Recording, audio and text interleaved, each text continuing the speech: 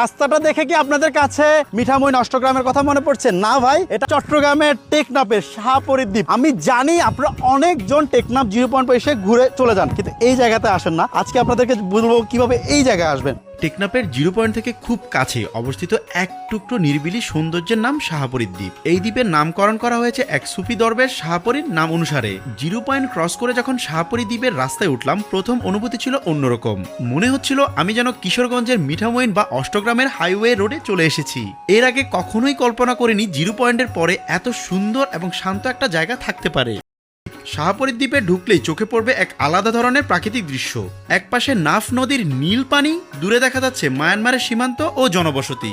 নদীর ধারে সারি সারি বাঁধা বড় বড় ফিশিং ট্রলারগুলো দৃশ্যটাকে আলাদা এক অনুভূতি দেয়। সব মিলিয়ে বলতে গেলে শাহপরী দ্বীপ হচ্ছে এমন একটা জায়গা, শান্ত পরিবেশ আর রাস্তার সৌন্দর্য একসাথেই উপভোগ করা যায়। বন্ধুরা, ভিডিওটা যদি ভালো লেগে থাকে অবশ্যই লাইক, কমেন্ট, শেয়ার করতে ভুলবেন না।